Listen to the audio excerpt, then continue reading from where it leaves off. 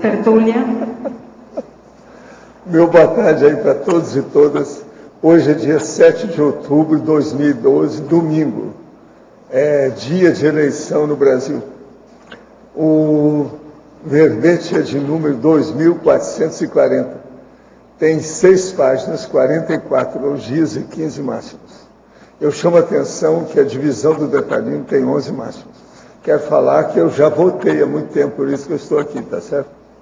Agora, o tema é renúncia cosmoética. A especialidade é anticonflitologia. Quem redigiu o verbete com muita classe é a nossa veterana professora Adriana, que está ali muito bem assessorada hoje. Parece que por 3 pessoas. Isso não é todo dia. Definição. A renúncia cosmoética é o ato, a ação, o movimento de cessão das retodiretrizes, das retocognições ou das requisições de supostos direitos e reivindicações pessoais de caráter egóico ou interprisioneiro em prol de retificações, reconciliações e da autoevolução interassistencial e da busca pela anticonflitividade consciencial. As energias gravitantes da patripensanidade sinalizando a ausência de renúncia ao próprio egão. As renúncias cosmoéticas enquanto reflexo da autopensanidade sadia. As abdicações positivas levando ao holopensene da pacificação íntima. Refratário aos embates interconscienciais. O autodesassédio levando aos autopensenes inegóicos. A observação da presença da irresistibilidade às ideias mais evoluídas na abdicação das opiniões pessoais. A abjuração de ensinamentos passados a partir da docência tarística. A declinação às bajulações e às honrarias na opção pela assistência altruística. O renunciamento evolutivo de direitos intrafísicos adquiridos. A desambição intrafísica da consciência com inteligência evolutiva, do desprendimento do poder ou ao poder temporal. A deserção à vida sem objetivos evolutivos da consciência candidata ao curso intermissivo. A cessão dos conflitos do passado na vivência do encaminhamento assistencial dos assediadores pessoais. As para-acariações desmilinguindo os pseudo-direitos guardados há séculos, as desistências egóicas qualificando a tenebra. Na argumentologia, nós temos o tópico da holossomatologia, com possibilidade de renúncias cosmoéticas a serem feitas, exemplificadas de acordo com cada veículo de manifestação pessoal consciencial. Agora, tem também o tópico da enganologia, que tem 6 trafares inseridos aqui na ordem alfabética e norteadores de renunciamentos anticosmoéticos ao poder. Tem também o tópico da contraponto, com 10 verpões a serem experimentadas pela consciência interessada, a fim de realizar renúncias evolutivas. Na remissologia de 15 verbetes destacamos altruísmo, autoabertismo neopensênico, autoincorruptibilidade, centrifugação do egão e pré-perdão assistencial. Frase enfática. A evolução baseia-se nas renúncias cosmoéticas. O atilamento da consciência permissivista em abdicar dos bagulhos autopensênicos direciona o caminho para a dispersidade. Você, consciência permissivista, já desprezou oportunidades pessoais de abrir mão de condições anticosmoéticas? Houve perda evolutiva com isso? Ainda há conflitos pessoais na atualidade envolvendo a questão? Eu chamo a atenção que a bibliografia específica tem 2 fontes bibliográficas. Agora, a mega análise aí com o João Paulo são 20 itens. Desapego, desistência, doação, desprendimento, exemplarismo. Posicionamento, perdoamento, para-direito, autodesassédio, anacronismo. Abdicação, abjuração, concessão, pacificação, reconciliação. renegação, liberofiliologia, anticonflitologia, cosmoeticologia e holomaturologia. Agora, o verbete hoje no dicionário é retrovocabulariologia, o argumento é omnicomunicológico. Eu chamo a atenção aí para o enunciado, que tem 7 categorias de subciência, e o argumentário, que eu estou expondo aí, 50 vocábulos, que já não são tão usados atualmente, são menos usados do que na década de 50. Agora, a verbetógrafa, trinomiologia, página 16, terceira linha. O trinômio, deserção domiciliar familiar, ressex, resim. Poderia explicar melhor? Sim.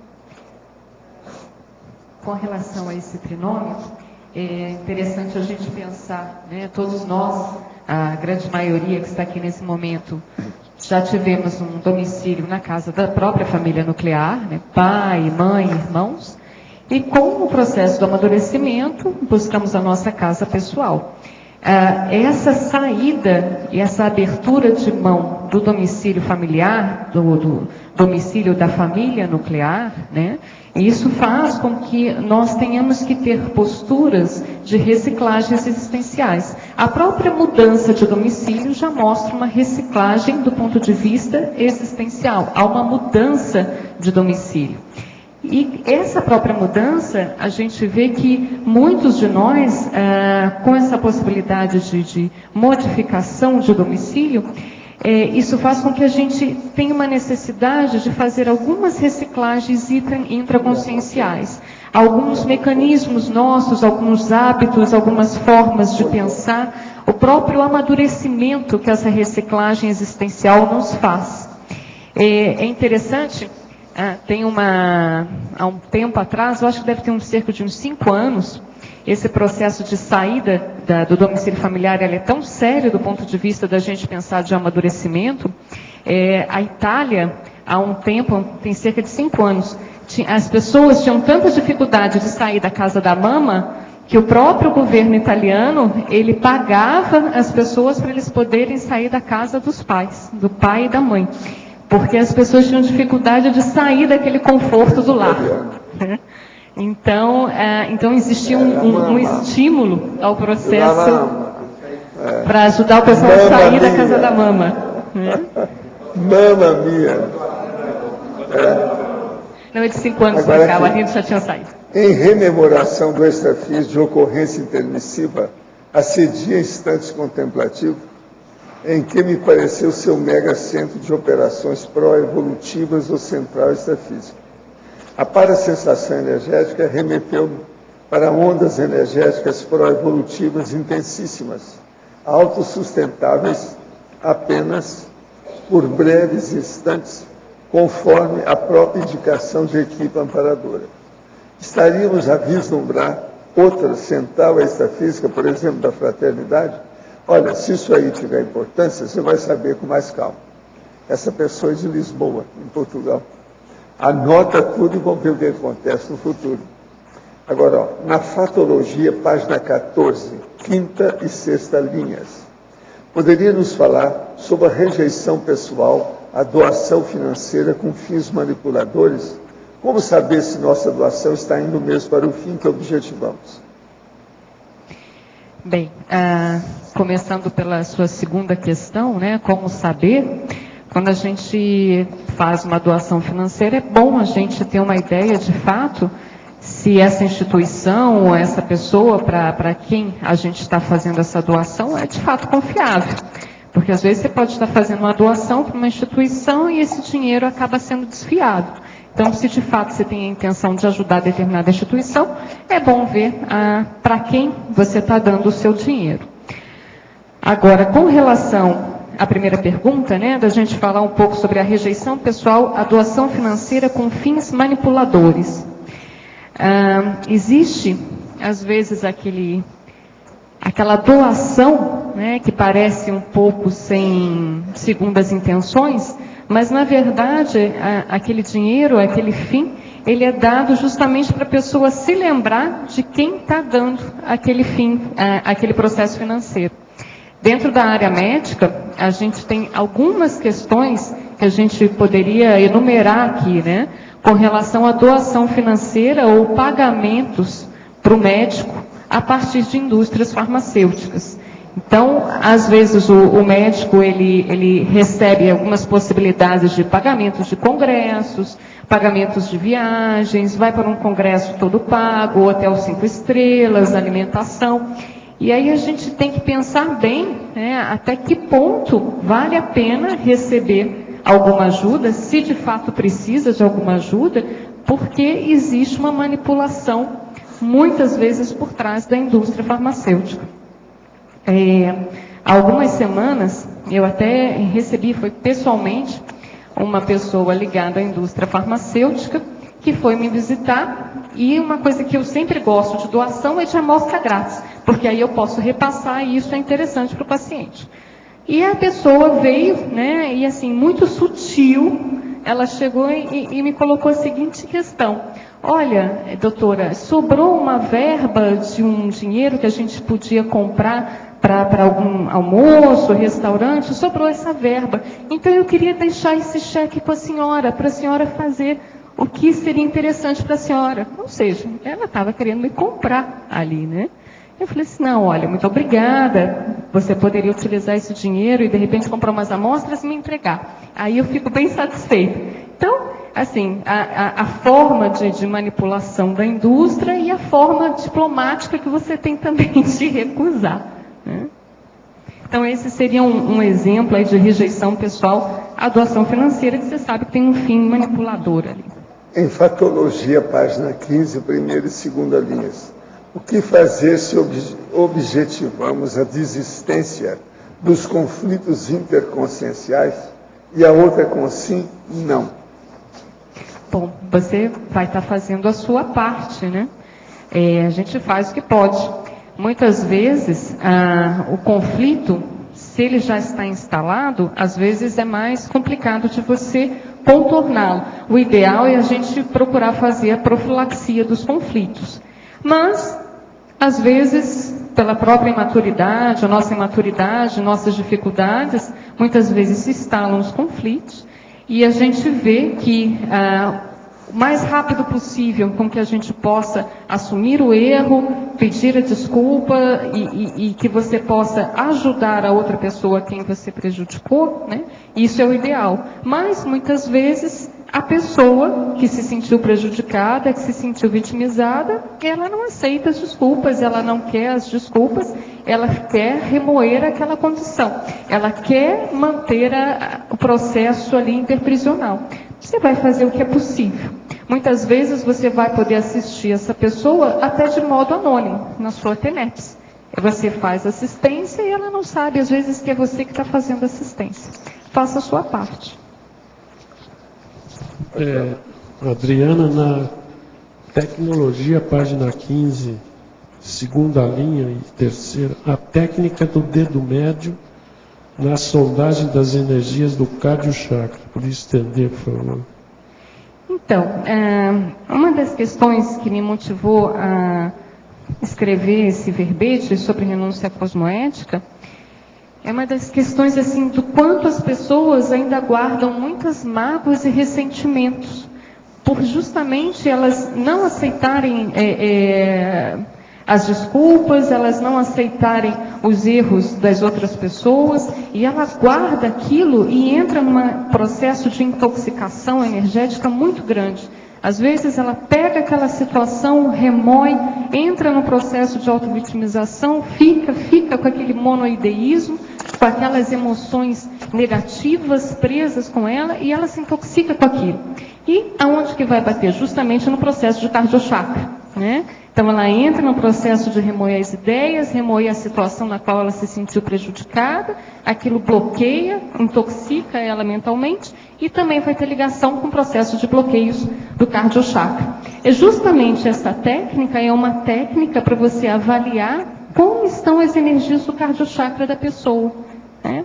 Não sei se você lembra, foi até, eu acho, questão da primeira prova de conscienciologia, É justamente você fazer essa sondagem utilizando o dedo médio da mão. Tá bom. E na página 15, patologia, terceira linha, a autodisponibilidade pessoal de pagar o preço necessário às autossuperações pessoais.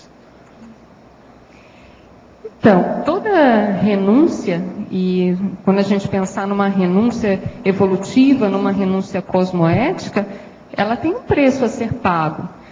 Você muitas vezes vai estar abrindo mão de determinados mecanismos seus, de formas de funcionar, e que isso entra dentro do processo seu de enfrentamento, de você ter determinada dificuldade, você ter determinado traço fardo, você ter um mecanismo pouco evolutivo, e você passa o processo de enfrentamento e superação daquela imaturidade. Então, veja, esse processo de enfrentamento, ele tem um preço a ser pago. Primeiramente, você tem um processo de esforço pessoal. Não tem como a gente estar mudando trafares, mecanismos obsoletos, se a gente não parte para a atividade, para a gente fazer. Por si só, já tem um preço energético, já tem um preço de tempo com que você tem que fazer aqui. Agora, os ganhos evolutivos são muito maiores.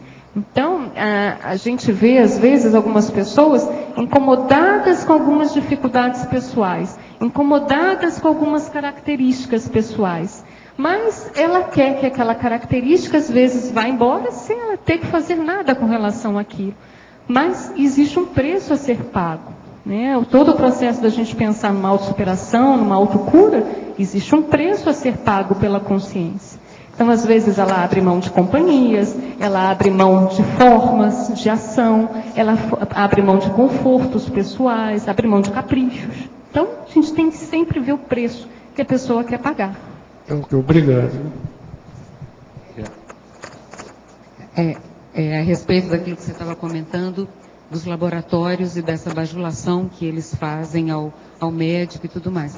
O meu pai era farmacêutico, ele antes de chegar a ser gerente da CIBA, na época, década de 1950, ele era propagandista, que era o nome da pessoa, né? Eram senhores, poucas mulheres, eram muitos mais homens e tudo. E hoje eu vi a transformação disso, quando estou à espera de consultório médico, chega aquele rapaz todo de preto, malhado, mas de preto dos pés à cabeça, pasta preta, roupa preta, gravata preta, mas ele chega assim como um emissário, aquela figura. E estão usando muito mulheres também, vestidas super provocativamente, com roupas super coladas e tudo mais, e como isso se transformou numa indústria de sedução também, né, para envolver a pessoa não só no dinheiro, mas também sexualmente, né, o apelo sexual que hoje o propagandista de laboratório tem.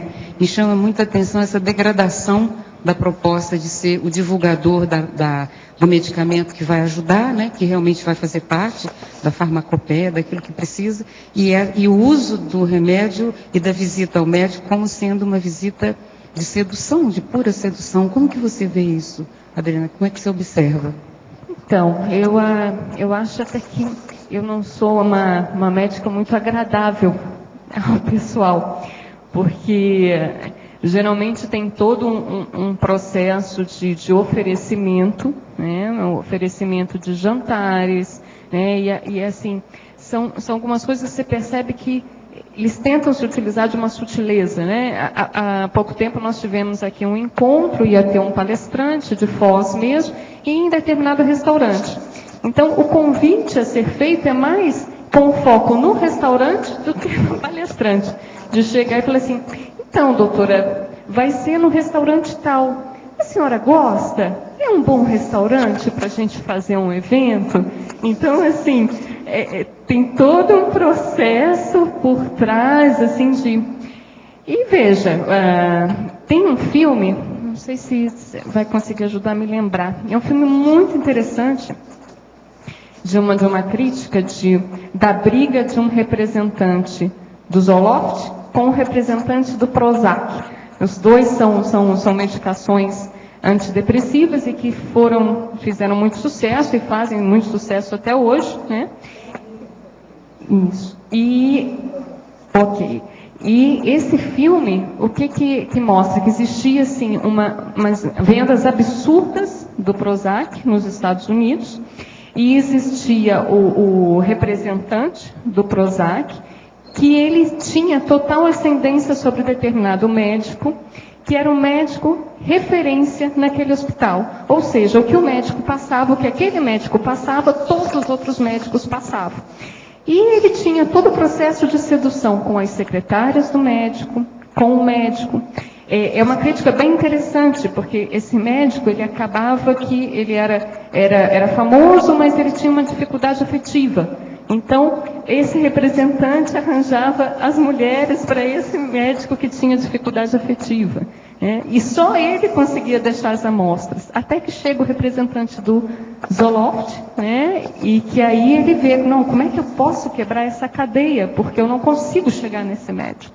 E aí, acaba que o mesmo laboratório lança um produto para quem tem dificuldade de ereção, homem que tivesse dificuldade de ereção. E aí, então, ele chega muito fácil nesse médico. Então, assim, é um filme muito interessante. Infelizmente, eu não estou conseguindo me lembrar o nome, mas é uma crítica bem interessante.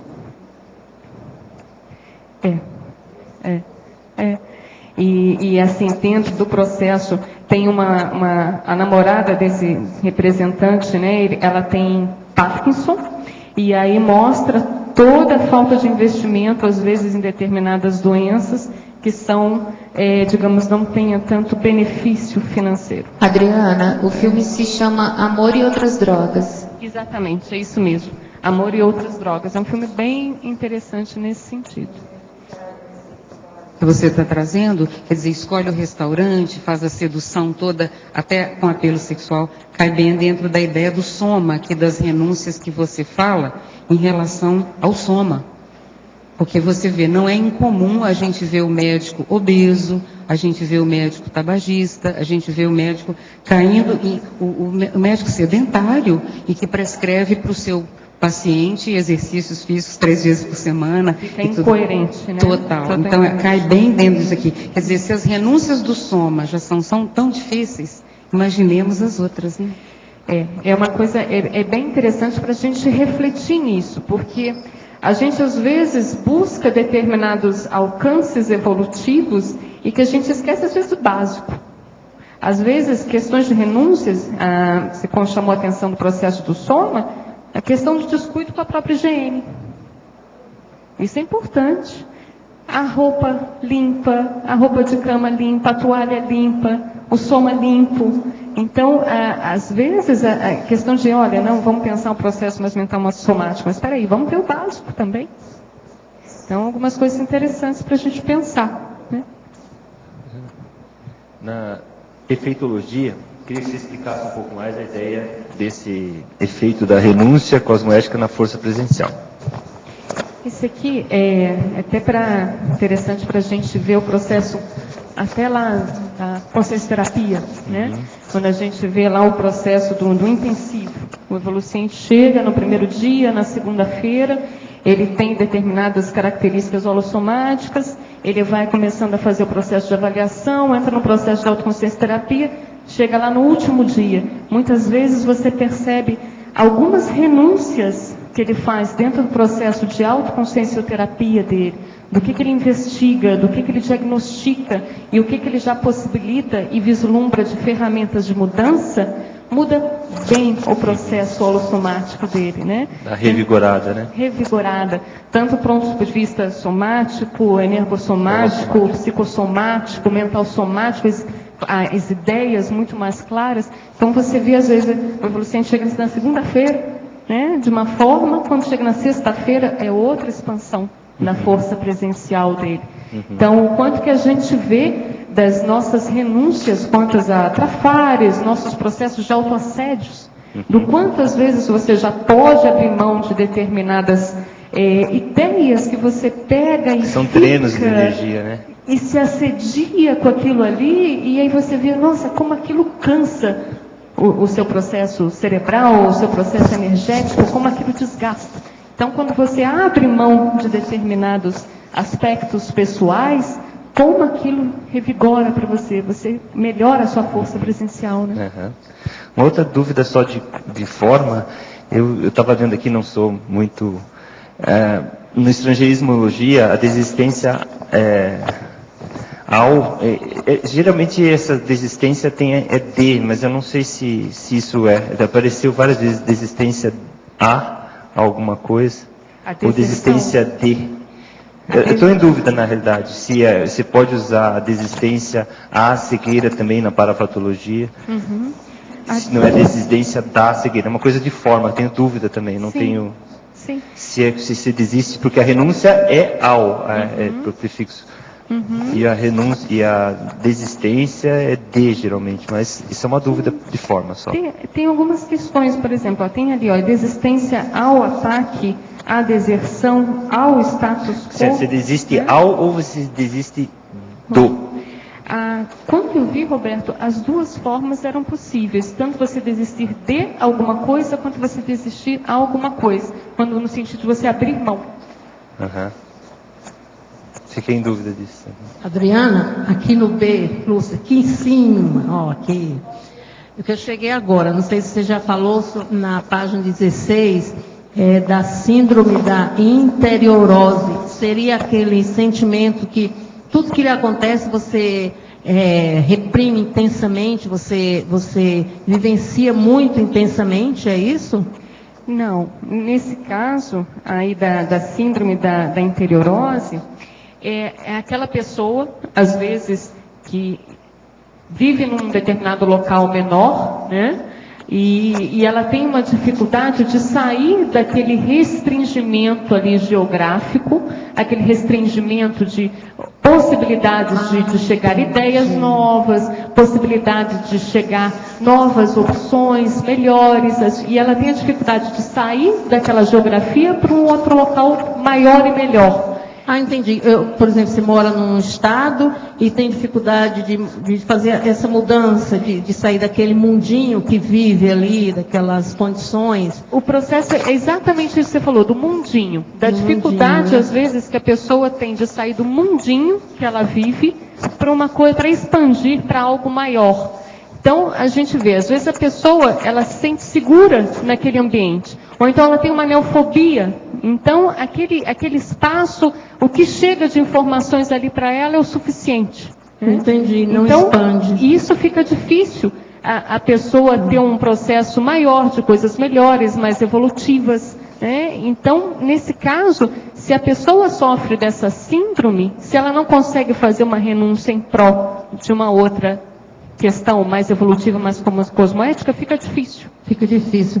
Outra coisa que a Malu falou sobre o médico, eu passei por uma experiência assim, eu fui um cardiologista, e tanto ele era imenso de gordo, obeso, e era cigarro puro. E ele falou para mim, queria eu ter o coração que você tem. Mas assim, eu disse, pelo menos eu estou aí tentando ficar com um coração melhor. Mas ele era enorme e só tinha cheiro de cigarro. Eu digo, não vai ficar, se eu tenho um coração bom, você não vai ficar com o meu nunca desse jeito. Aí você fez uma renúncia cosmoética, você mudou, é isso, né?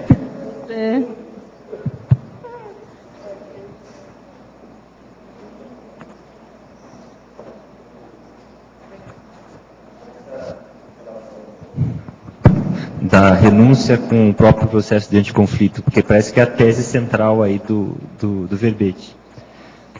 Qual que são os principais argumentos de você achar que a pessoa que não renuncia, ela se predispõe mais ao conflito? Essa seria a tese? Que veja, quando eu comecei a fazer esse verbete, uma das coisas que mais se destacavam e o veio era maior, era justamente nessa linha, de você fazer renúncias, abrir mão de algumas coisas, para você não gerar interprisões e fazer reconciliações. E o que eu fui vendo dentro desse aspecto? Uma das coisas mais sérias e dificultosas é a pessoa abrir mão dos conflitos pessoais. Porque quando já há o conflito, isso mostra o quê? Já é o momento que a pessoa ela pode abrir mão daquela situação. Senão não teria o conflito. Quando há o conflito, já há um vislumbre de uma situação e uma melhoria com relação àquele aspecto. Por isso que aqui na última questionamento que eu faço é justamente sobre isso. Ainda há conflitos pessoais na atualidade envolvendo a questão? Ou seja, muitas vezes a pessoa já se dá conta de uma possibilidade de melhora, por algumas situações de ganhos pessoais, pseudo-ganhos, ela não abre mão daquela condição, aquilo entra num processo de conflito que ela vai empurrando, e muitas vezes isso gera frustrações futuras que era totalmente desnecessário. Então eu vejo que a grande questão aí séria para a gente é, quanto mais nos tornamos anticonflitivos nós com nós mesmos, os nossos processos de conflitos pessoais, isso vai reverberar para todo um todo. Que é justamente a questão lá da autoimunidade consciencial, que eu até coloco aqui no processo da fatologia, da penúltima para a última linha. As renúncias cosmoéticas em prol da autoimunidade consciencial. O que você entra dentro do processo de você resolver as suas dificuldades e não entrar em autoassédios, que você fica refratário ao processo de exopensenes, energias intrusivas, que é justamente a autoimunidade consciencial. Entendi. Mas a minha dúvida é assim, o processo de anticonflitividade vai gerar mais renúncia ou é a renúncia que vai gerar mais anticonflitividade? Existe alguma lógica nessa sequência? Eu vejo assim, quando a pessoa ela já consegue... Ela consegue renunciar mais se ela é anticonflitiva? Ela consegue já vislumbrar os processos das renúncias dela, que ela consegue abrir mão já de algumas coisas. Isso mostra que ela está num processo de redução do egoísmo dela. De anticonflitividade. Egoísmo. Eu acho que a grande questão aí que dificulta as renúncias é justamente o processo do egocentrismo, do egoísmo. Uma pessoa que tem um egoísmo e um egocentrismo muito forte, ela está o tempo todo em conflito.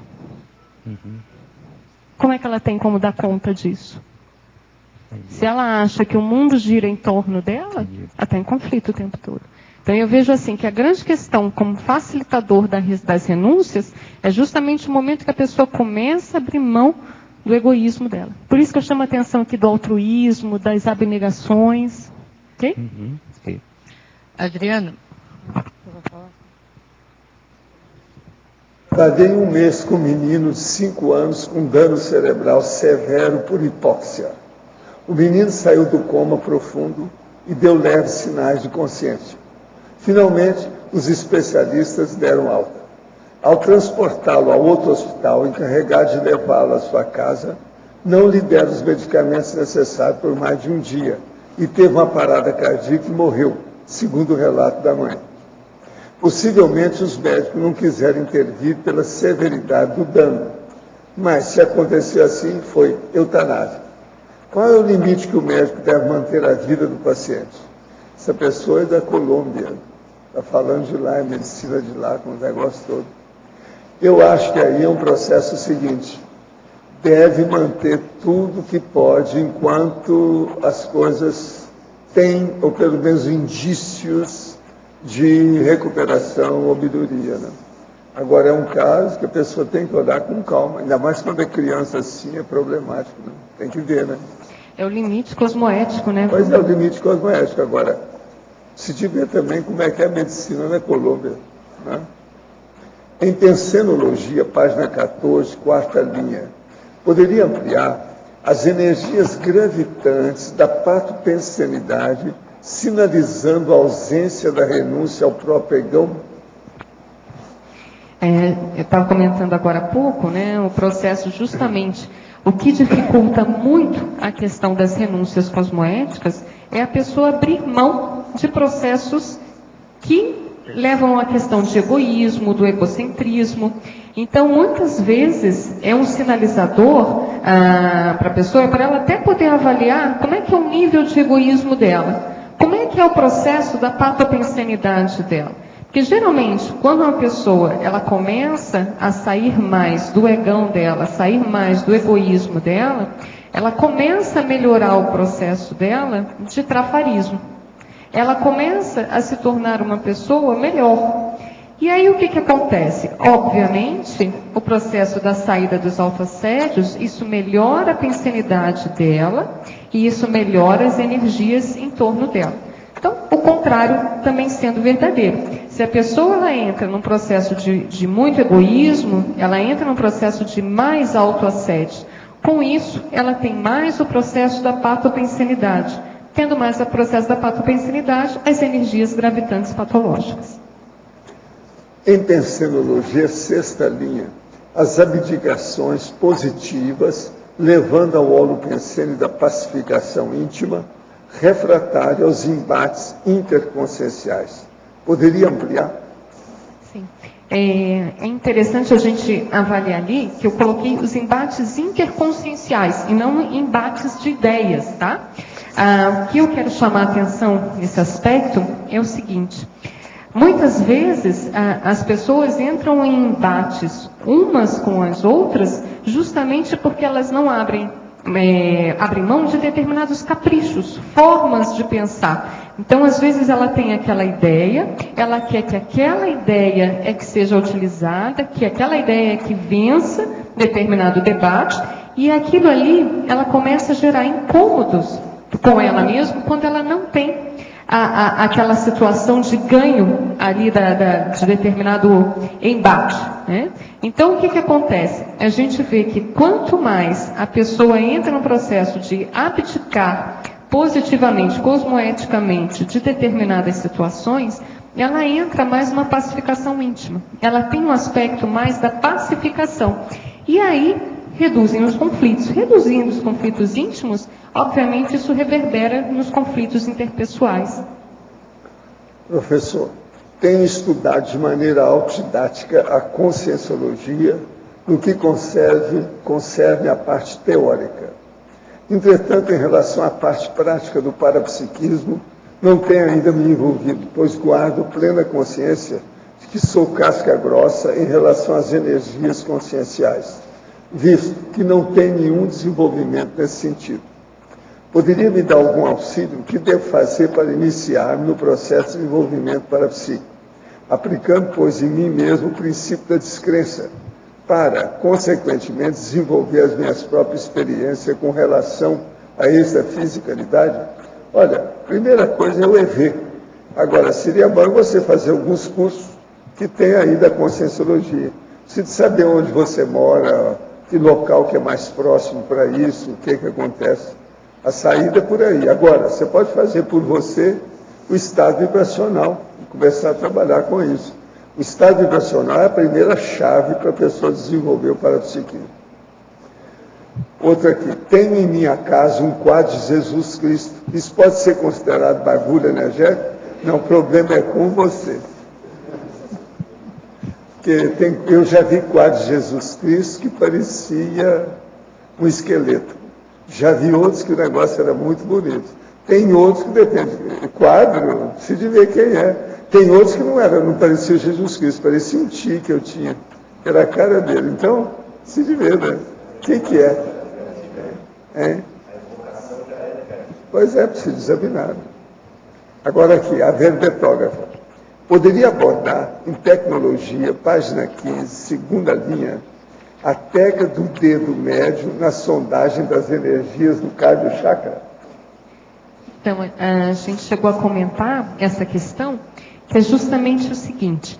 É muito comum, às vezes, na pessoa que guarda mágoas, ressentimentos, acontece um fato, ela não abre mão de se sentir vítima com relação àquele fato. Então, ela remoe em pensamentos, acaba se intoxicando, e aí, obviamente, acontecem bloqueios em cardiochakra.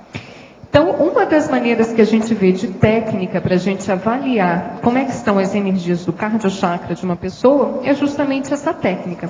É a técnica da utilização do dedo médio na sondagem das energias do cardiochakra. Só chegar e fazer assim.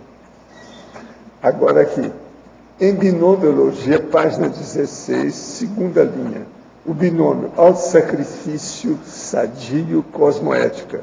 Poderia ampliar? Sim.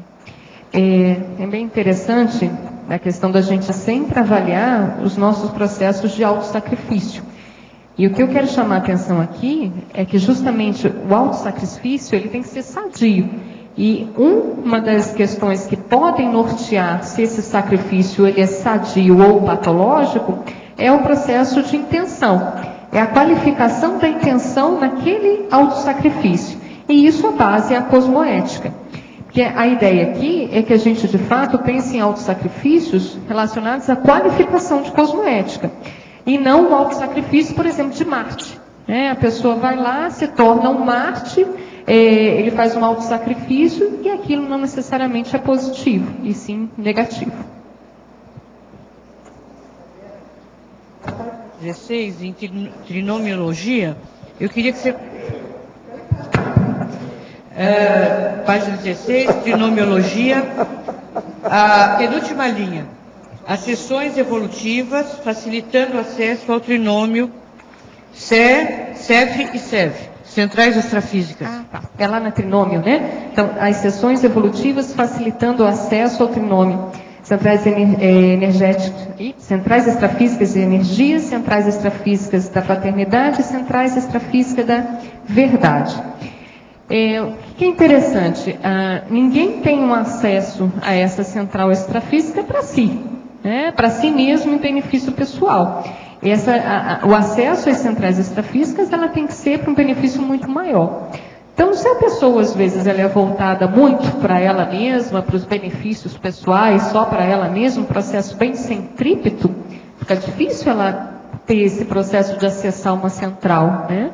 Então, às vezes, a pessoa é muito egoísta, quer energia só para ela. Vai acessar uma central de energia para quê?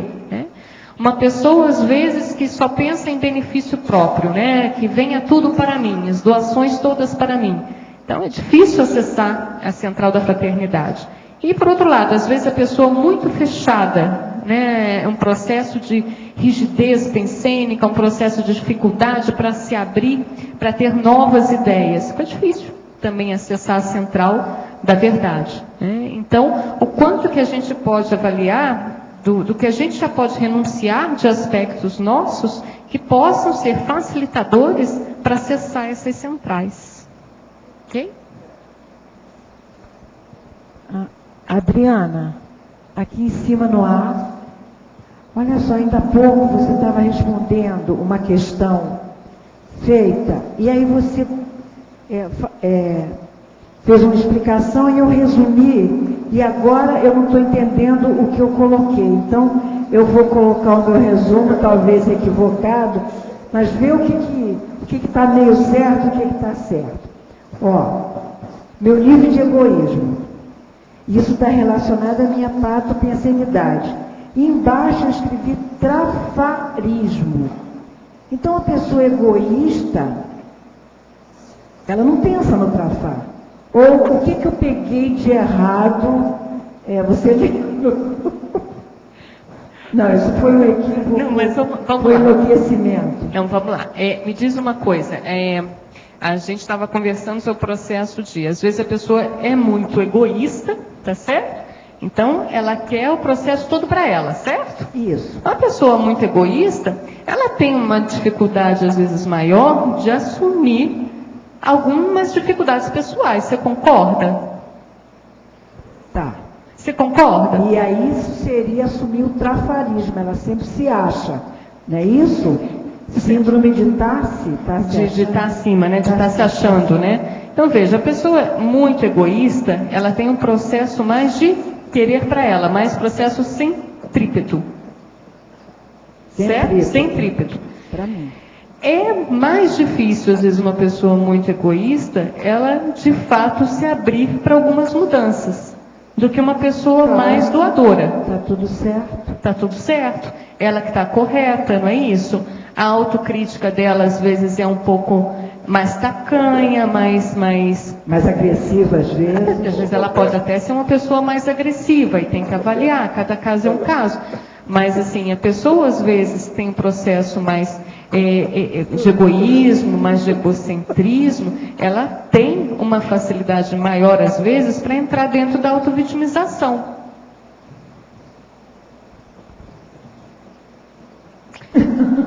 Vamos lá.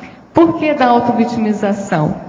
Porque ela é a rainha da cocada preta. Então, tudo tem que ser feito para ela.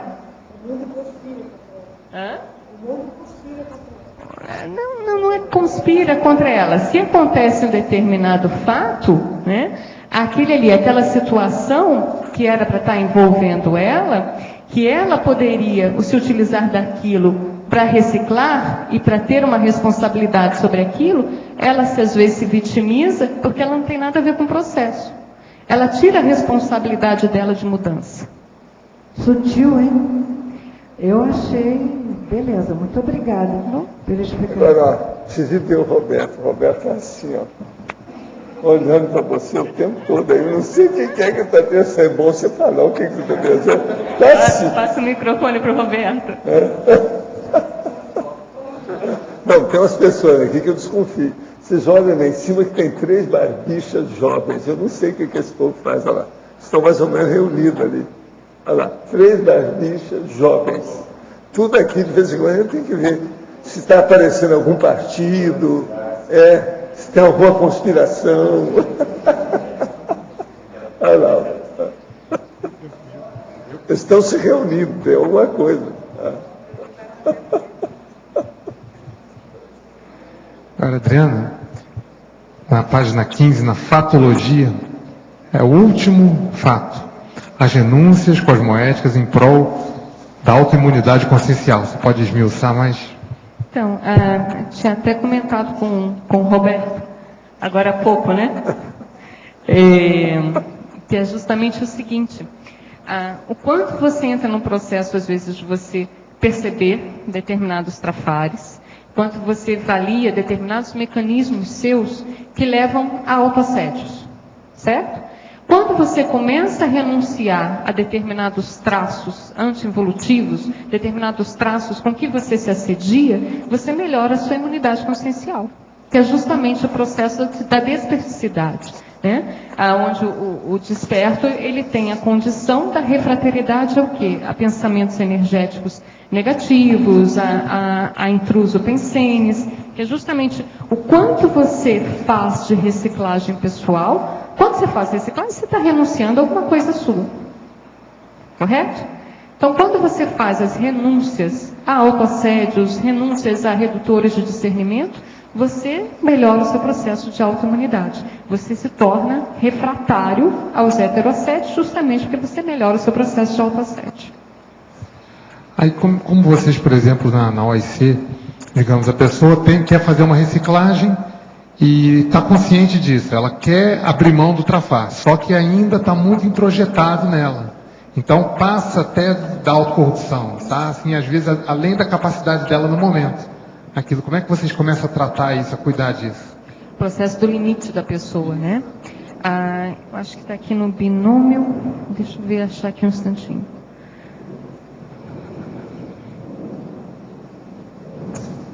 Interação. Aqui. É na interaciologia. Na interaciologia, tem 2 questões a respeito disso que eu acho que são interessantes da gente avaliar, né? Na 4ª linha, a interação abdicação cosmoética anti-acompliciamento nosográfico. E o outro ponto é a interação omissão terapêutica, evitação da iatrogenia. Então, da gente falar desse primeiro ponto, abdicação cosmoética, anti-acompliciamento nosográfico. Esse, às vezes, é aquele caso que você vê que a pessoa pode. Ela tem gabarito para aquilo, ela pode fazer aquela mudança, ela pode fazer aquela reciclagem, mas ela não quer. Então, nesse momento, muitas vezes você abdica da assistência. Olha, ok, vamos encerrar por aqui, o momento é esse, porque senão você entra no acompliciamento da patologia da pessoa. Então, às vezes você abre mão daquela assistência, naquele momento você foi onde era possível, senão você fica se acompliciando com a patologia da pessoa. O outro ponto, que é a interação omissão terapêutica e evitação da iatrogenia, ou seja, onde você vê que é o limite da pessoa. Então, muitas vezes você omite você não faz determinada ação, porque se você fizer ou você passar determinada informação, aquilo ali vai dar problema para a pessoa. Então é o processo da utilização do discernimento, do paradireito, de você avaliar o processo muito sério da cosmoética, por isso que está dentro dessas renúncias cosmoéticas, né? Então veja, até onde você vai ali na assistência, às vezes, passou da conta, não pode. Eu tenho uma pergunta, Valdo, do DAC. Queria que você comentasse, quando a gente está produzindo textos escritos, livros ou o que seja, principalmente livros, porque tem uma duração maior de tempo dos exercícios que a gente faz nesse sentido. Surgem, então, retrovocabulários, vocabulários que você não emprega no dia a dia, não é o seu habitual, não é nem a sua estilística de escrita. Mas, no entanto, aquela ideia que veio, ela veio com aquele tipo de vocabulário, naquele contexto, e a gente respeita o coautor extrafísico, porque sabe que ele está usando um recurso que a gente às vezes pode nem estar entendendo naquela hora. Então é um vocabulário, não é que seja rebuscado, mas ele está um pouco em desuso. Mas para apresentar aquela ideia, aquilo ficou adequado. Você pode comentar isso, por favor? Não, eu acho que aí é o modo de usar o vocabulário. A gente tem, em primeiro lugar, que talvez explicar a situação. Senão o livro já nasce obsoleto. O povo vai ler e fala assim, não, esse livro é antigo. Vai olhar, acabou de ser publicado. Então é preciso ter muito cuidado com aquilo que predomina no estilo da redação. Se predomina uma coisa mais antiga, é a progéria.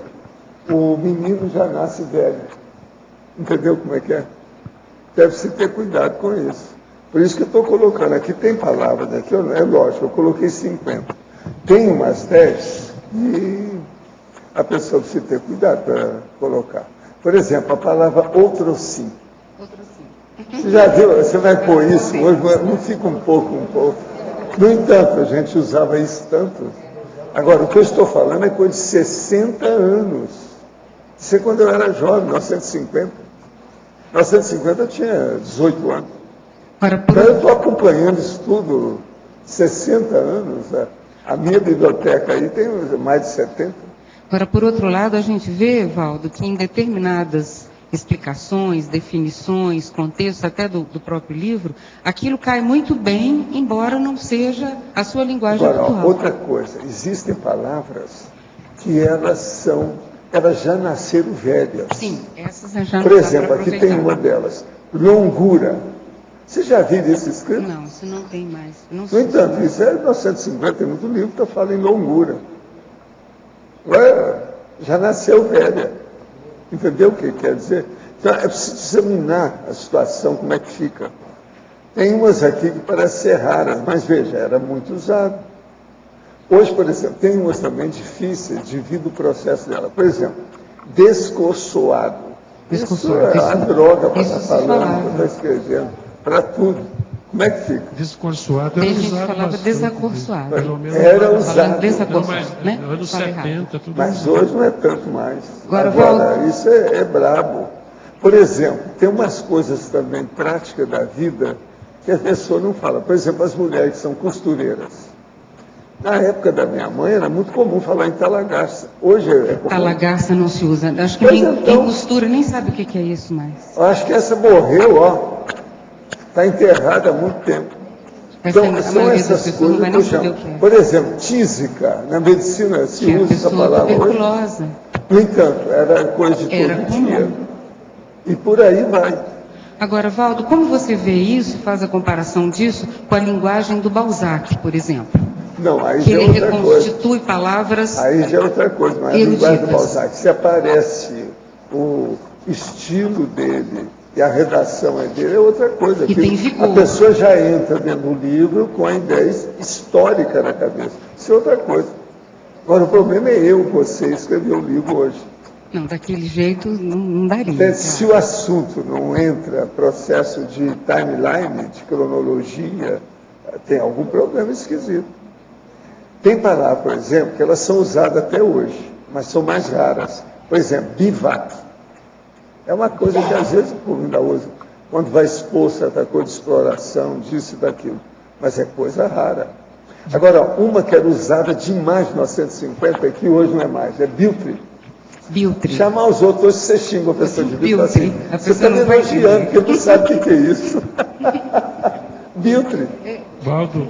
Isso tinha no cinema, na história em quadrinho, nas revistas, nos jornais, nas histórias, no rádio, tudo era Biltri. Cadê o Biltri? Até uma palavra bonitinha, né? Mas o negócio é ruim. Então, isso aqui ó, é uma história, né?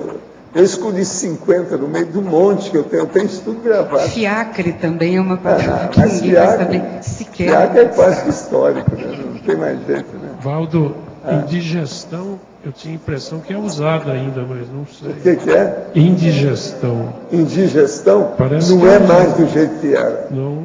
A maioria, hoje os médicos não usam muito essa palavra, eles usam outras coisas. Hein?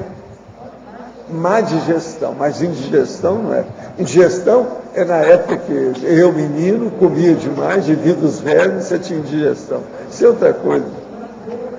Não, langor é coisa poética que nem os poetas estão usando mais. Isso é que é terrível. Agora, por exemplo, outra coisa, onzena. Isso também não é tão usado. Mas é o negócio do nariz, cadê? Não se fala mais muito nisso. Quer dizer, a medicina deve ter melhorado a situação no ambiente. Mas é isso. Outro aqui que é muito usado, mas era poético, é infrene. Vocês não veem quase isso mais. Hein? Tem, mas não é tanto. Porque esse aí dá problema, né? Indigestão, ela não saiu no desuso, não. A indigestão. Não, ela existe, mas não é tão usada. Indigestão era conversa de todo dia, na década de 40. Todo mundo tinha isso no interior. Hoje, o processo gastrointestinal melhorou demais. Entende? Não brinca. Eu vivi isso tudo, gente. Eu estou falando aquilo que eu vivi. Não é? Agora aqui. Qual o conhecimento da verbetógrafa quanto à renúncia às artes em geral, principalmente na conscienciologia? Bom, com relação à renúncia às artes, aí eu não entendi. Se ela está questionando uma questão pessoal, é isso, Valdo? Eu não sei aqui o que é que a pessoa quer falar. Outra coisa, o português está tudo errado, chegou aqui. Bom, tem letra minúscula, tem coisa tudo atrapalhada, o próprio nome da pessoa saiu errado aqui, falta acento, está um pouco assim, tsunami. Eu vou ler de novo. Qual o conhecimento da verbetógrafa quanto à renúncia às artes em geral, principalmente na conscienciologia? Com relação à renúncia às artes, né, o que a gente vê no processo das artes? As artes, ela tem um processo muito psicossomático. Ontem até a gente viu aqui o verbete da Nália, que foi síndrome da ribalta, né?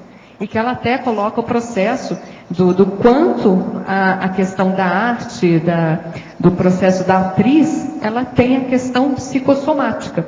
Então, quando a gente está pensando em conscienciologia, a gente está pensando em formas e técnicas de evoluir. A gente está pensando em formas que a gente tem de ampliar nosso conhecimento, utilizar isso para a gente se tornar pessoas melhores dentro do processo da evolução. Então, quando a gente fala nisso, a gente pensa no que a gente pode utilizar mais a partir da racionalidade, da logicidade, da intelectualidade. Isso a gente está falando dos processos mais mentais somáticos. Então, considerando esse processo do mental soma, a gente vê que as artes, então, elas ficam pequenininhas, quando a gente vê a questão do psicossoma. Agora, ó, eu quero falar para a pessoa aí, o nosso amigo, o seguinte: quanto à sua arte redacional, está uma droga. Tem 4 linhas, tem 6 erros redacionais. Obrigado. Professor, meus pais doaram a empresa familiar para apenas 3 filhos, quando somos em 9.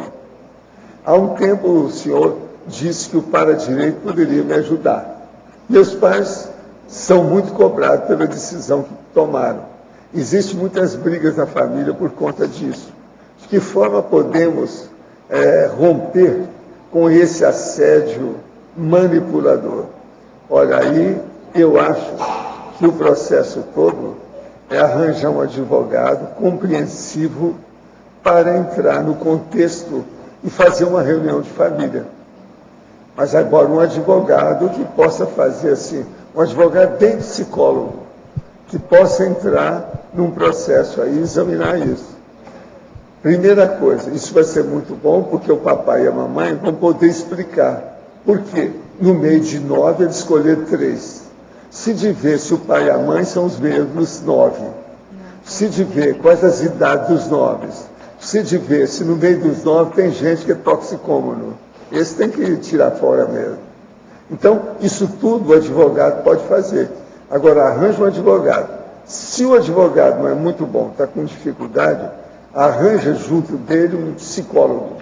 Então, um advogado e um psicólogo fazer uma reunião de família e deslindar isso. Roupa suja se lava em casa. Isso aqui é um caso de lavar roupa suja, porque senão, mais tarde pode aparecer até crime com um negócio desse. Não se brinca com essas coisas, não. A empresa é familiar, se devia por quê?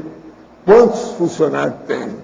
Qual é o resultado econômico-financeiro dessa empresa? Qual o patrimônio que ela tem? Por exemplo, vamos supor, e aí eu estou falando aí para essa pessoa ver, é uma senhora que está perguntando isso aqui.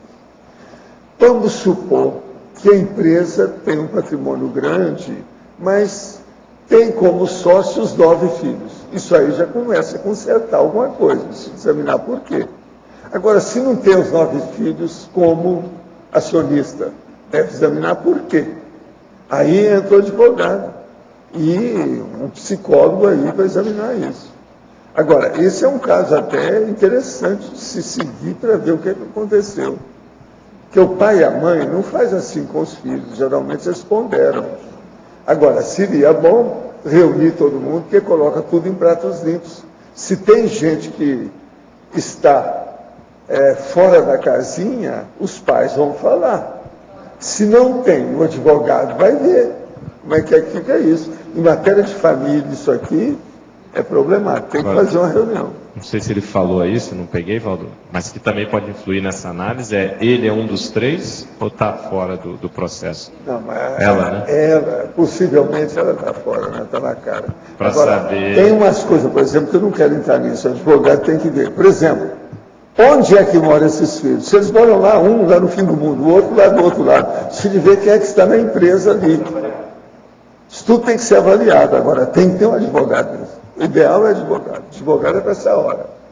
Agora, por exemplo, se no meio desses 9 filhos, tem aqueles que são mais gestores do que os outros. Os pais, às vezes, viram isso. Mas é preciso ver, é o problema acionário. Qual é o quadro acionário da empresa? Isso aí o advogado também vai entrar. Isso aí é um caso muito bom para ser estudado, que é da psicologia da história. O psicólogo deve entrar nisso aí, tem muita coisa, muito chão para ser estudado. Por que aconteceu? Não deve ser à toa. Agora, 9 filhos, pode ser que tenha algum que é toxicômano, alcoólatra. Isso aí é preciso reunir os 9, mais o papai e a mamãe, no mínimo. Entende? Eu acho. Esse é o caminho. Agora, Valdo, eu já vi casos assim familiares, é claro, um caso dela específico, né? De que às vezes o pai e a mãe já deu tanto em vida que na hora que ele vai fazer um testamento, ele acaba dando menos para um e mais para outros que ele acabou não dando tanto em vida, né? Pois é, mas os pais aí, de qualquer maneira, eles estão errados. Por que estão errados? Os pais estão errados. Por que eles estão errados? Eu pergunto para você. Porque eles fizeram a coisa de uma tal maneira que deu confusão, o povo não está entendendo. Isso teria que ser esclarecido claramente na cara de todo mundo. É um processo de honestidade, de lealdade, de clareza de conduta. Os pais erraram. Aí vai falar lá, a mãe fala assim, não, mas não foi eu, foi ele. Aí não interessa, alguém errou. Tem que examinar isso. Agora, o que eu vejo é o seguinte, isso aí é gente das famílias de etnia dos, de imigração. No interior de Santa Catarina. Então, se reunir todo mundo. Adriana, coisa disso aí. Eu acho que aí tem muita coisa de alemão. Inclusive tem gente Vieira no meio também, na mão. Tem português. Adriana, e em efeitologia... Falta agora uma curiosidade minha. Não sei se foi pelo sobrenome. Foi pelo sobrenome que você achou que tem coisa alemã ou processo? Não, o sobrenome é alemão. E só para você ter uma ideia, tem duas para... o nome da nossa amiga tem 5 nomes. Um é Vieira, 2 alemães e o resto normal. Você tem uma ideia. Então, outra coisa, Santa Catarina é imigrante. Deve se ver isso aí, que isso aí cria muito galho lá. Eu estou falando de propósito. Isso é para ajudá-la e ajudar todo mundo lá dentro. Em efeitologia, na página 15, na terceira linha, o efeito da abjuração evolutiva na maxidissidência. Pode aprofundar um pouco isso? Sim. A gente tem até um grande exemplo disso, o livro do Marcelo da Luz, né? Da questão a partir da publicação do livro, o que ele mostra de abdicação dele, o que ele abjurou, do ponto de vista que ele viu que tinha uma coisa mais avançada, alguma coisa mais interessante do ponto de vista evolutivo para ele, que ele abriu mão do processo da religião, foi um maxi-dissidente e publicou esse livro, né? Então eu vejo assim, muitos de nós, em outros momentos, né, o que a gente pode entrar no processo de fazer uma dissidência maior a partir do momento que a gente abdica e faz algumas renúncias pessoais, dentro de ideologia, dentro do processo de questões pessoais, o que a gente pode abrir mão, o que a gente pode ser dissidente, fazendo um processo mais ligado à cosmoética, renúncias como as cosmoéticas.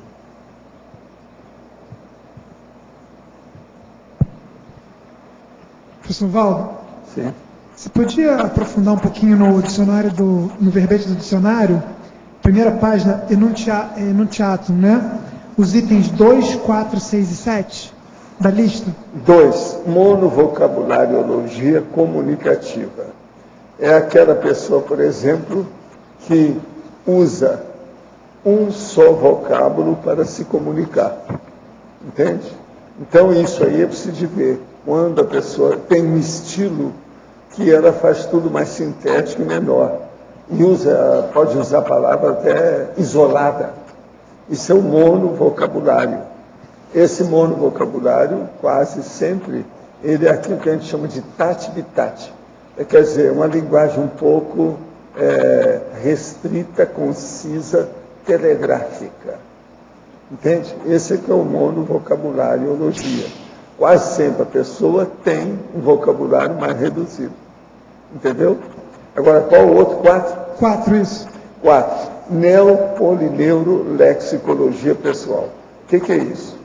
É a pessoa que você agora tem um novo corpo, você está começando a criar os vocabulários na sua cabeça nesse corpo. Esses vocabulários são os vocabulários cerebrais, corticais. Então, eles são novos. Então, quanto mais você tenha, quase sempre são vários dicionários que a pessoa tem, vários vocabulários atrás da cabeça.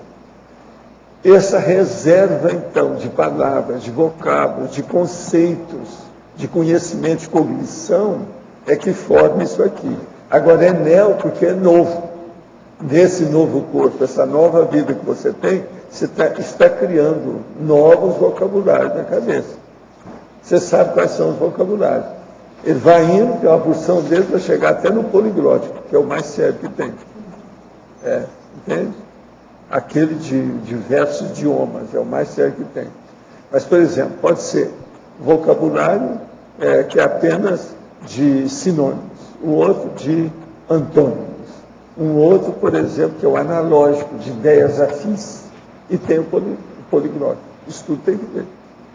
Agora, o jovem, você não pode exigir muito dele, mas agora uma pessoa na minha idade, se mexe com o processo intelectual, tem que ter esse polineuroléxico, o neopolineuroléxico. É neuroléxico porque é um dicionário neurológico, ou neuronal, entende? Da cabeça.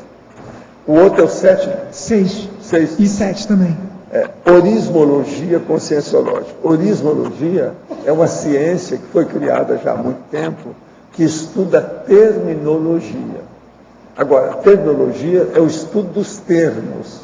É isso aí, por exemplo, que vai criar uma série de condições para ver a estilística que a pessoa usa na redaciologia dela, o modo de redigir, qual a estilística que ela tem. Agora, a orismologia também é que permite a pessoa criar a nomenclatura. Então, você cria uma palavra e aqui tem as derivações disso. A conscienciologia é cheia de nomenclatura. A maioria na base, por exemplo, inclusive, dos afixos e sufixos. Entende? Prefixos. Então, por exemplo, só o que tem de logias tudo aqui tem. Por exemplo, retro, vocabulário, logia. Argumento, omni, comuni, cológico. Logo em seguida tem autopensenologia. Você está entendendo? Está seguindo aí uma tramitação sequencial, séria, de um problema técnico, é uma técnica de escrever. Entende? Agora, a orismologia é a ciência, portanto, da terminologia, desses conceitos e da nomenclatura, para criar o conceito junto. Agora, o sétimo é o vocábulo gramologia geral. É a hora que você faz o quadro geral do seu vocabulário, do ponto de vista amplo, da cosmovisão das palavras que você usa. E o levantamento disso, como é que fica? Entende? Aí entra toda a visão que você tem da forma, entende? E isso interessa dentro da conformática. Agora, você veja, essas 7 categorias são subciências. Tudo, a nomenclatura, ao processo da orismologia. Entende? Outra coisa, a orismologia não é coisa muito conhecida, não. Mesmo dentro da linguagem erudita, muita gente não conhece a orismologia. Entende? Eu sempre, pela minha experiência, conversando com os outros, da universidade, tudo isso. No entanto, é ciência que outros criaram, já há muito tempo isso existe. Entende? E o nome é esse mesmo, orismologia. Agora, no caso, é orismologia conscienciológica. Tudo aqui é específico. Aqui tem várias coisas conscienciológicas. Conformaticologia, neologia, a nomenclaturologia, orismologia. Tudo conscienciológico. Tá certo? Valdo, ainda sobre o DAC. Por que você passou a usar o nome das sessões em latim? Latim aqui porque, para ficar mais ou menos uniforme e chamar atenção. Porque o negócio, eu já estou usando muito vocabulário no estudo. Então é preciso também de dar valor para o latim, porque a base de tudo que eu estou fazendo é o latim.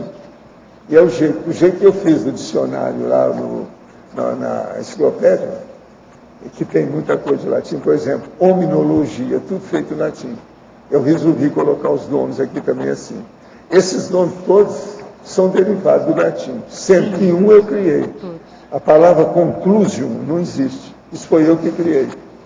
Entende? Existe coisa de concludentes, uma opção de coisa nesse sentido. Mas conclusium não. Agora, todos terminam em um. Você está entendendo? Do jeito também que todas as divisões terminam em logia. Então, com isso, eu estratifiquei a situação de uma tal maneira que está um processo mais matemático, quadrado, de propósito. Para a pessoa pensar. Se ela vê qualquer coisa que sai do rumo disso, tem algum erro. Isso é um exemplo de retrovocabulaciologia que você está usando no Não, na isso própria... é terrível. Isso aí eu levei as últimas consequências. Isso é Agora, eu explico isso aqui na introdução do dicionário. E tem outros vocábulos também, outros verbos também que eu toco nesse assunto. Agora, o que é interessante aqui nessa história é o seguinte, não é fácil fazer isso. E outra coisa, eu fico dentro de um curral, eu não posso sair daquilo. Então, isso estratifica o meu pensamento de uma tal maneira que tem que ter lógica ou estoura. Ou tem que ter lógica naquilo que eu falo, ou eu estou perdido. Então, a racionalidade, a lógica é que tem que orientar isso. Agora, pensa nisso que eu estava falando lá para ele. Tem logia, no título, logia no argumento e logia nos 7 itens que são as divisões que existem aqui. É muita coisa fazer isso simultaneamente. Agora, não é fácil fazer isso. Agora, o que é que se passa? Com o passar do tempo, eu já tenho hoje mais ou menos 600 verbetes. Tem uma série de mini-ciências que nunca foi falado, tudo novo. Não é o problema de ter o neologismo, é a ideia que é nova. Você está entendendo? Tem um monte delas aí no dicionário. Por outro lado, é paradoxal, porque tem uma relação com a autorrevesamentologia, isso vai ter lá na frente. Não, e a fixação do problema da ideia. E com a retrocognição. Agora, isso é para muito tempo, porque desse jeito eu ainda não vi nenhum dicionário que tenha feito desse jeito. Ele está inédito, ele está original, é diferente. E outra coisa, para desancar isso aqui, para liquidar com o assunto, fazer heterocrítica, tem que mostrar que está faltando lógica ou discernimento na história. Agora, o pior ainda não é isso. O pior você vai ver depois, quando o dicionário for publicado, o que é que eu falo em matéria de condição do leitor que está lendo o texto.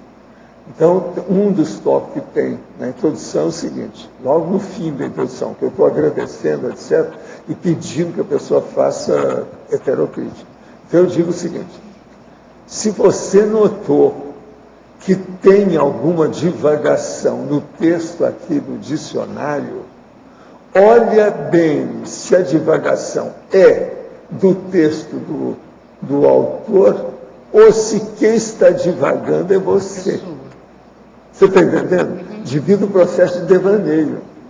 Porque a situação é complexa. Então, por exemplo, a pessoa pode ler e falar assim, não, essa frase não tem nada a ver com esse tema. Ele aí vai devagar. O devagar que eu estou falando é divagação. Não é que eu estou devagarinho, não. Você está entendendo? Então, eu já estou avisando isso na introdução do dicionário. Ele está cheio de pega, as pegadinhas. Então, por um lado, você pegou o latim e criou um neologismo dentro do latim. Foi, mas isso já tinha criado antes, já tem alguns assim. É um neologismo. Em matéria de homo, nós temos uma opção disso na enciclopédia. Neologismo. Então, dentro de uma língua antiga, considerada morta, tem um neologismo. Agora, e por outro lado... eu só desafio a minha pessoa falando o seguinte, arranja um nome melhor do que esse. Esse que é a pessoa empombar como nome que nós temos, eu falo assim, arranja um vocábulo melhor do que esse. E qual que é a relação disso que você usou, dessa técnica? Você pegou latim, língua considerada morta, e inovou, fez neologismo. Mas qual que é a relação com a retrocognição, para você pegar o seu retroneuroléxico? Isso aí me ajudou muito, mas o problema não é isso, não. O problema é que a língua latina, português, é uma das melhores para você expor a situação. É o português, é o alemão, são línguas boas para você expor a condição. Agora, eu estou usando todos os recursos que eu encontrei nessa altura dos acontecimentos para fazer isso. E outra coisa, a hora que eu toco nesse assunto de estudar a forma, é estilística. Esse verbete é só sobre estilística. E eu estou colocando aqui dentro do timeline, quer dizer, a cronologia. 60 anos estão em luta aqui dentro. Por exemplo, esses 50 termos. Não adianta a pessoa vir que não tem. Que ela refugue aqui 20, ela vai ter 30 que ela vai ter que engolir. Disso aqui. Porque, você sabe, a gente ponderar as coisas variam muito. Depende do estilo do leitor, a condição dele, a tendência que ele tem. Então, isso tudo é para ver se a gente ajuda. Agora, por exemplo, aqui, ó, mapeamentologia. Isso aqui é um negócio sério. E outra coisa, eu faço uma série de condições de essas palavras aí, trivocabulárias. Então, por exemplo, analisemos nossas palavras. Inexistem palavras perfeitas. Confiemos no mental soma. Retrovocabulário, recodificação linguística. Olha só a síntese disso. Mega acerto exige mega discernimento. Então, o problema é a pessoa combater isso. Vê se tem alguma coisa besta. Fala para mim, eu admito tudo. Eu gosto de receber sem masoquismo, receber heterocrítica. Agora, ó, tem coisa do dicionário violenta, porque eu estabeleci um processo que é isso aqui, ó. Isso é coisa nova, eu nunca fiz isso. Secção estatística redacional. Por exemplo, ó, primeira coisa, eu vou escrever um verbete agora, o negócio me dá um trabalho de várias horas, cada um, de 3 páginas. Então, o que se passa? Primeiro eu escrevo qual é o tema do meu verbete. Aí eu olho se eu já falei naquilo ou não, porque já tem uma opção agora que está batendo, porque está tudo parecido, devido à aproximação sim. Depois eu coloco o argumento. Aí eu vou colocar 7 itens, desde a introdução até o adendo. Então eu coloco o que é. Aqui eu vou começar a descrever 7 itens. Agora, depois, eu pego o meu conjunto de megapensenes trivocabulários. Esse aqui não é o do livro, não, esse é outro. Eu tenho outro livro sobre isso.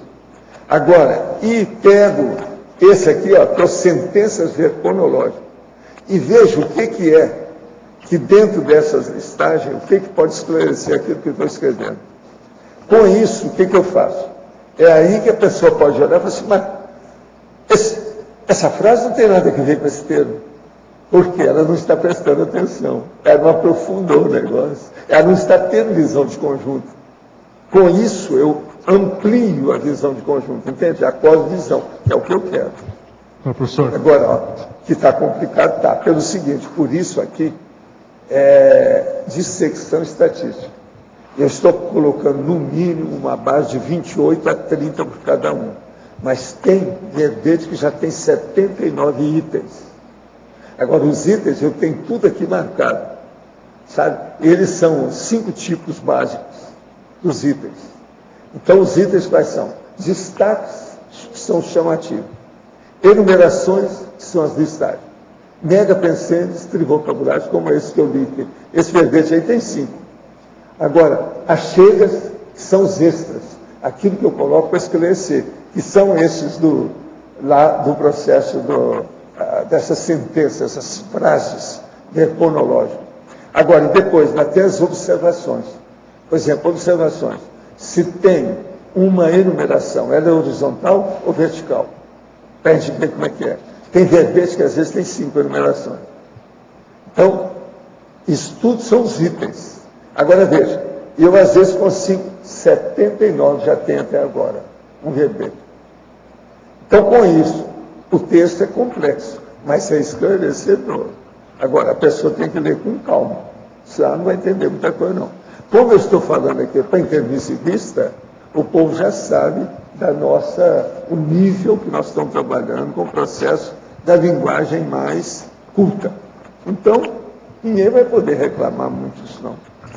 Agora, não está fácil fazer isso agora. Eu já estou com 600 verbetes, então é muito difícil, falando sempre as mesmas, do mesmo modo, a mesma linguagem, dentro daquela situação, eu tenho que evitar o máximo de repetição. Como é que fica? Não é fácil. Essas sentenças e esses megapensenes, o senhor fez já pensando no dicionário? Não. Ou já tinha antes? Não, não é isso. Às vezes eu estou fazendo, porque elas estão acabando, eu estou usando demais. Você entendeu? Você já viu as sentenças como é que são? Não. Eu vou escrevendo, eu sempre escrevo. Quase sempre, toda noite eu faço 15, 20 e vou pondo aqui. E coloco na ordem alfabética. Você entendendo como é que é? Agora aqui, ó. Você vê? O mini espinho esvazia o mega balão. Você entendeu? Se explicar mais? Está vendo as coisas? São tudo assim. Agora eu não sei se eu vou ter algum texto, preciso falar nisso. Intenção. Precisamos sempre identificar a intenção. Nem todos os criadores de cobras são masoquistas. O que vocês acham? Isso não é terrível ele pensar? Eu não sei quando é que eu vou usar isso. Depende do que é. É que eu cheguei à conclusão que seria importante. Eu não vi impacto nenhum com esse escrito. E por aí vai. Língua. Há quem dessoma sufocado pela própria língua. Isso é da medicina. Então eu vou anotando tudo que me vem na cabeça das coisas mais sérias. Palavras, aí, já que nós estamos falando em palavras aqui. Há palavras dignas de lixão. Outras já nascem no pódio da sabedoria. Contudo, precisam ser entendidas exatamente quanto ao conteúdo ou significado. Então não adianta nada. Então, o negócio de ter a palavra só não adianta. Precisa ver quem é que está falando sobre aquela palavra, para ver se a pessoa entendeu. Porque às vezes não entendeu nada. Então, o meu problema também é fazer o leitor, Malu, raciocinar mais. Eu praticamente estou exigindo que o leitor raciocine mais. Agora, o que eu quero ver é o seguinte, é receber crítica para me ajudar nisso. Quem conseguir fazer crítica desse texto, eu preciso dar até um prêmio, entendeu? Quer dizer, vai ver muita coisa com profundidade. Agora aqui, depois que a Consim toma a decisão de não se irritar com mais nada e mais ninguém, o autoassédio realmente diminui, mas os conflitos não somem. Sim, mas pode ser o conflito das outras pessoas, não é o seu. Pelo contrário, a Consim é levada com muito mais frequência a situações de mediação de conflitos. Sim, ser mediador é uma coisa, ser vítima do conflito é outra coisa. Que besteira é essa? A Verbetória poderia comentar o problema com você. O Valdo já fez vários comentários aí bem interessantes, né? Agora, tem que ver como é que é esse processo de não se irritar, né? Às vezes ela está lá, ela morde a língua, não fala nada, mas está pensando o tempo inteiro no processo. E aí, obviamente, isso mostra que o conflito continua. O que starta o processo da irritação e o que starta o processo do autoassédio está lá, não foi resolvido. Mas a pessoa não verbaliza o processo dela de conflito com relação à situação. Então tem que ver, porque geralmente quando o processo está bem resolvido com a pessoa e ela não se autoassedia, ela não tem a questão da irritabilidade.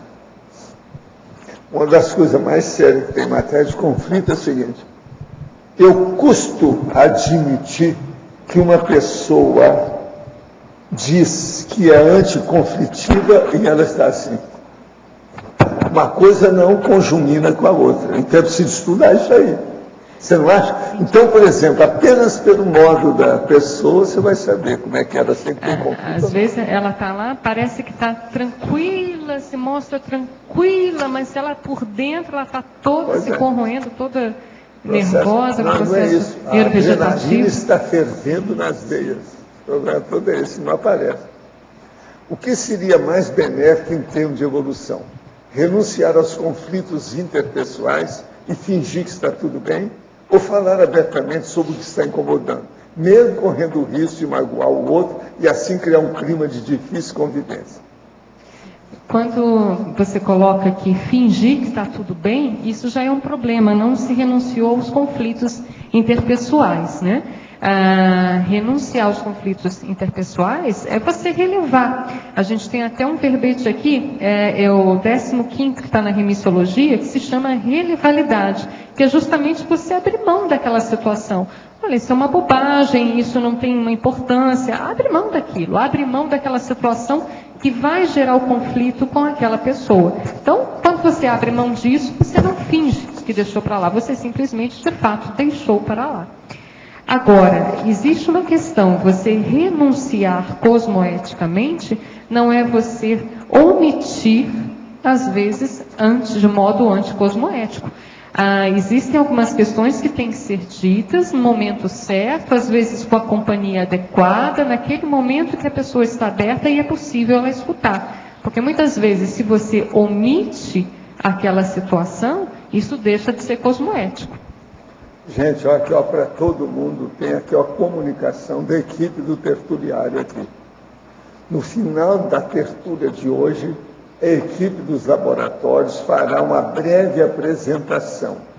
Hoje serão inaugurados os laboratórios da dupla evolutiva e da paragenética. Estarão abertos para visitação a partir das 2h30, às 14h30. Isso é da equipe.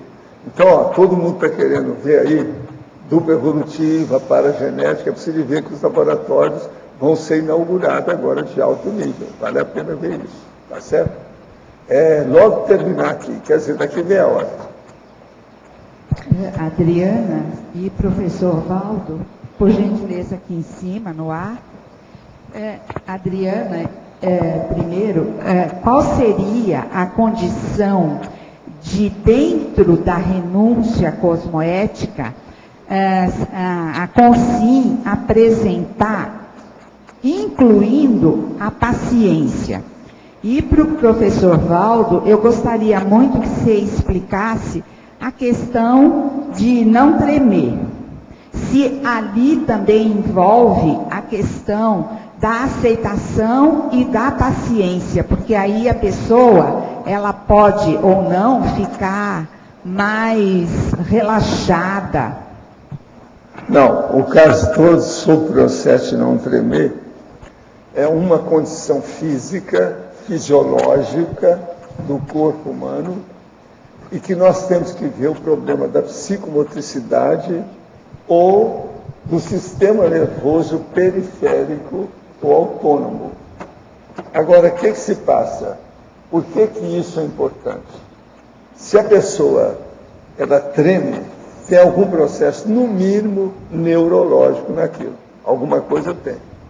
Se tem um processo neurológico, aquilo mexe com o quê? Com os nervos. Que sejam os nervos terminais apenas dos membros, terminais, qualquer coisa disso, não interessa. Isso é um conflito permanente que a pessoa tem, porque é o sistema nervoso dela que está agitado, não tem jeito. Como é que ela vai escapar disso?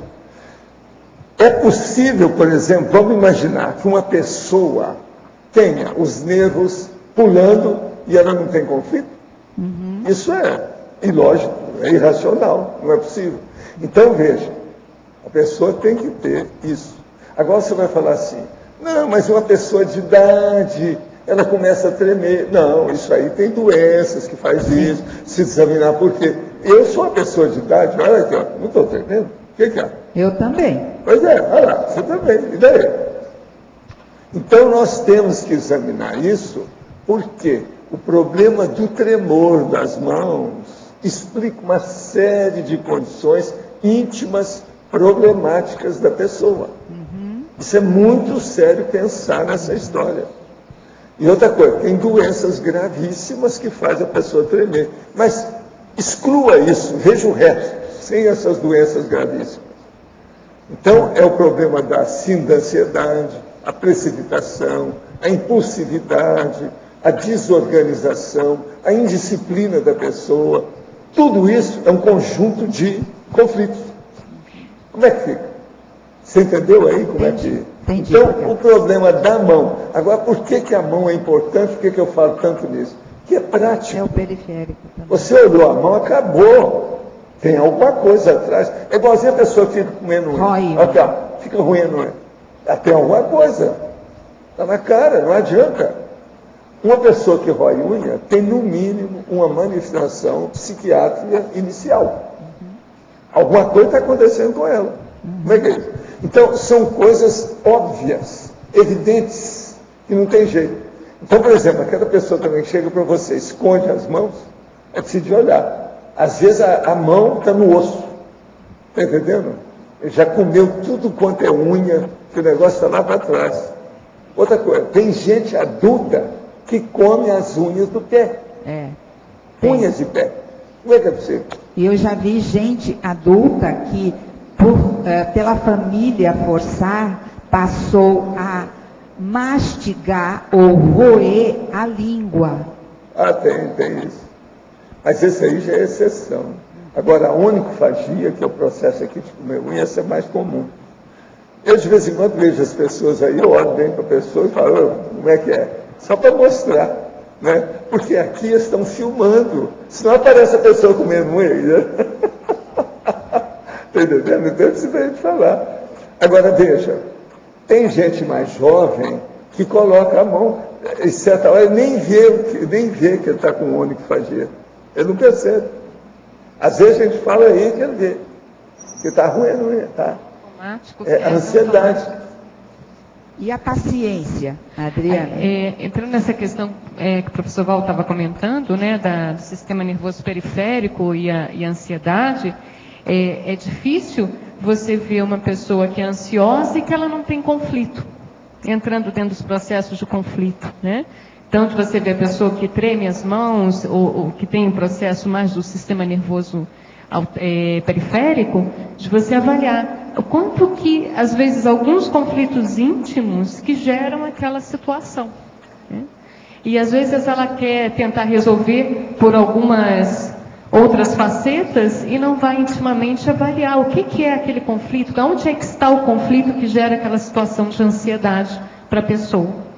Agora, dentro da questão da relação da renúncia com a paciência, eu acho que uma das coisas mais sérias que a gente tem nesse aspecto é justamente a questão da compreensão do assistido. Sim.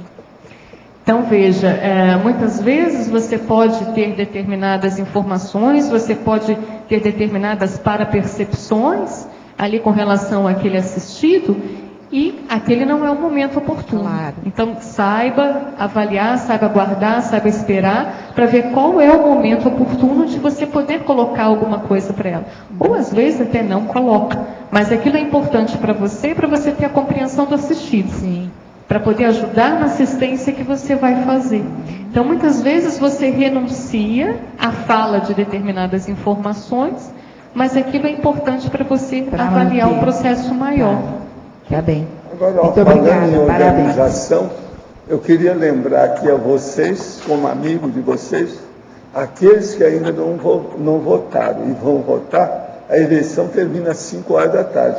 Nós vamos sair aqui às 2h30. Vocês têm 2h30 para votar, aqueles que não votaram, tá certo? Estou avisando, que quem avisa, amigo, é aquilo que eu falo. Adriana, a página 17, em holossomatologia, no item 3, psicossoma, você pode citar exemplos, ou o que se pensou ao escrever emocionalismo, citar exemplos de emocionalismo e falar também um pouco sobre a emoção fixa patológica? Esse aspecto aí da holossomatologia, né, é da gente pensar em algumas variáveis dentro do processo de soma, energossoma, psicossoma, mental soma, que a gente pode renunciar cosmoeticamente. Né? Então, assim, algumas situações que a gente ainda não faz e que a gente deveria estar fazendo, ou então situações que a gente já pode abrir mão e às vezes tem uma dificuldade de abrir mão.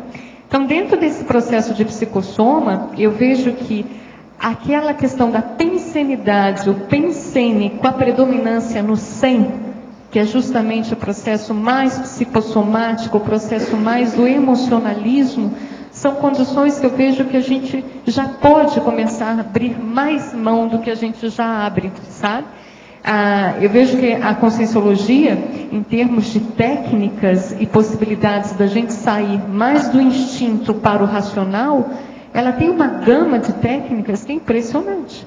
Então, essa nossa possibilidade de entrar mais no processo da fase mental somática e abrir mão mais desse processo do emocionalismo. Com relação a outra questão, a emoção fixa patológica, a gente às vezes vê muito as considerações relacionadas às ideias fixas patológicas, né? Aos monoideísmos patológicos que são fixos. Muitas vezes a gente não presta atenção ou não dá devida atenção à questão do sentimento da emoção fixa relacionada àquela ideia. Então, às vezes, a pessoa entra no processo daquela sensação ou daquela emoção que ela guarda para ela. Aquilo fica fixo para ela. Às vezes, sensações de medo, às vezes, sensações de raiva, às vezes, sensações de uma sensação de menos-valia que coloca ela mais para baixo emocionalmente. Entende? E o que eu vejo que é interessante? Às vezes a pessoa ela deixa de abrir mão da ideia fixa porque ela não consegue abrir mão de sentir aquela emoção. Tem um aspecto interessante, porque a gente tem às vezes as nossas reações naturais. Né? A gente vê determinada situação, aquilo starta para a gente alguns circuitos neuroniais e esses circuitos eles fazem uma reação fisiológica do nosso corpo. Tá? Essa reação, geralmente demora 90 segundos. Então, por exemplo, digamos que encontre com uma pessoa que tem uma certa antipatia, ou um certo incômodo. Aquela reação, ela gera em você 90 segundos de reações fisiológicas com relação a uma sensação ruim àquela pessoa. Agora, o quanto depois a pessoa pega aquela emoção e fica fixa nela, aí é por conta da vontade pessoal. Então, para a gente analisar o que é que dentro desses nossos aspectos emocionais, o que a gente ainda torna muito fixo, o que a gente ainda segura muito das nossas emoções, o que a gente já pode abrir mão, que nem faz parte de reações fisiológicas, mas faz parte de reações parafisiológicas, e a gente segura aqui. Ok? Ok, obrigada. Adriana. Oi. Fala isso aqui. Tá. Aqui na página 15, parafatologia, na última frase, a renúncia ao corpo emocional pela consciência livre. Por que você usou renúncia e não descarte? É porque ela não precisa mais daquilo, né? Ela Sim. abre mão daquilo, né? Mas renúncia não parece ser uma situação em que, estou deixando aqui o meu corpo emocional para poder agora se manifestar de corpo mental. Uhum. E no descartes puxa, até que enfim cheguei no ponto de poder descartar esse corpo aqui e usar o corpo emocional. Uhum. Não fica meio assim alterado em questão de renúncia e descarte? E veja, a renúncia, né, a você renunciar a alguma coisa, aquilo tem um processo racional e lógico. Sim. A ideia é essa, quando você pensa em renúncias cosmoéticas, é que você tenha renúncias avaliadas do ponto de vista lógicos, cosmoéticos, racionais, né? Quando você vê a questão tem até aqui no paradoxo, né, do processo de você às vezes ter domínio sobre determinado aspecto para você de fato poder renunciá-lo, certo? Ok. Então, você às vezes para poder renunciar a determinada questão, você tem que dominar aquilo para aí de fato você poder renunciá-lo. Isso é uma renúncia lógica, óbvia, né, do ponto de vista racional. A questão da consciência livre, ela já dominou tudo. Ela já está em todo o domínio do processo psicossomático. Então, ela pode fazer a renúncia cosmoética do ponto de vista do psicossoma dela. Ok. Por isso que eu coloquei a questão da renúncia mesmo. Renúncia. Tá? É porque a gente sempre escuta, a gente sempre fala, né, como professor, falando em descartar o psicossoma, né? Uhum. Que é um momento assim, de não mais ressoma, né? Uhum. Então, se você se tornar consciência livre. Uhum. Então, parece assim uma situação agradável. Puxa vida, vou descartar isso aqui, né? E não assim, renúncia fica assim meio assim, puxa, vou ter que renunciar mesmo, poder, entende? Mas é porque eu vejo assim, esse conceito da renúncia ainda está meio sofrido, sabe? Uhum. A ideia da renúncia cosmoética é positivo, do ponto de vista assim, não tem que ter sofrimento com aquilo. Sim. Não sei se você reparou aqui na argumentologia, até em contraponto, no item 6, né, do ponto de vista da gente fazer renúncias mais lúcidas, a questão da reciclagem prazerosa. A reciclagem, a mesma coisa da renúncia, ela não tem que ser sofrida. Uhum. Ela pode ser muito bem planejada, calculada, e isso gerar um nível de homeostasia muito maior.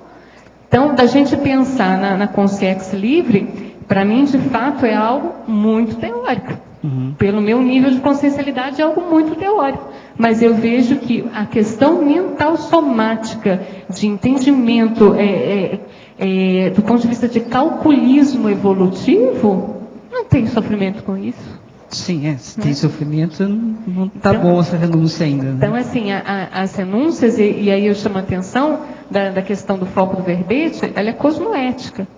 Ela não necessariamente ela tem que ter um sofrimento, ela não tem que ter aquele conteúdo emocional. Por isso a gente falou há pouco, né, da renúncia ao emocionalismo, a renúncia ao processo do hedonismo. Né? Uhum. Tem aqui também em teleologia a experimentação da teoria do corpo objetivo, levando à renegação do paradigma mecanicista. Uhum. Você pode explicar um pouquinho? Sim. A questão da teoria do corpo objetivo, que é a hipótese do corpo objetivo, que é justamente aquela condição de você entender a possibilidade do segundo corpo, que seria o psicossoma. Sim. Dentro da questão do corpo objetivo, você teria a questão dos dois corpos, o corpo físico e o corpo do psicossoma. Então, com a pessoa que experimenta a projeção lúcida, a projeção lúcida psicossomática, fica difícil ela não abrir mão da intrafisicalidade, porque a projeção lúcida é uma das formas maiores que a gente tem de autoconscientização multidimensional. Sim. Né? Então, uma das formas de você avaliar o processo, de você ampliar a questão de ter uma vivência multidimensional, é através da projeção lúcida. Então, a partir do momento que você experimenta essa condição da projeção lúcida, fica difícil você se manter ali num paradigma só da intrafisicalidade. Tem muito mais do que isso. Então, o processo de você experimentar. Aí entra o princípio da descrença. Você tem a sua própria experiência, você vivencia e você consegue abrir mão de paradigmas que nesse momento não condizem mais com você. Aí você faz uma renúncia cosmoética de ideias suas, de conceitos. Tá, ok, obrigado. Agora, Adriana, nós esperamos então os novos próximos 100 verbetes, tá certo? E os nossos comerciais, por favor. Obrigada. As pontuações da tertúlia de hoje foram 85 assinaturas no livro de presença, 22 perguntas presenciais e 15 perguntas respondidas online. Antes de passar os recados, convidamos a equipe dos laboratórios para fazer a sua apresentação. Pessoal, vou pedir mais um minuto da atenção de vocês, porque hoje nós estamos inaugurando mais 2 laboratórios reformados no CEEC. O laboratório da dupla evolutiva e o laboratório da paragenética. Então nós vamos passar alguns slides, eu estou aqui juntamente com a equipe dos laboratórios, a Mariana, a Laís, a Mariana e a Daria, que são as mantenedoras que no momento que vocês vão fazer lá os experimentos, elas que estão responsáveis para atender e orientar todo esse experimento laboratorial. E a Mariana está lembrando, a equipe toda tem 18 voluntários. Então eu vou pedir para o pessoal passar o slide para a gente só dar um panorama do que está acontecendo hoje no laboratório CEEC.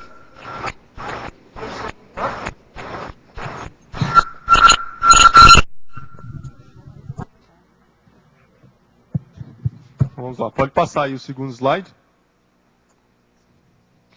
Então nós estamos aí com o projeto da reforma dos 16 laboratórios conscienciológicos e a meta é nós terminarmos essa reforma em dezembro de 2012. Até o momento nós conseguimos concluir 9 reformas. Esse foi o primeiro, o laboratório na verdade não foi o primeiro, o laboratório número 1 é o laboratório do estado vibracional.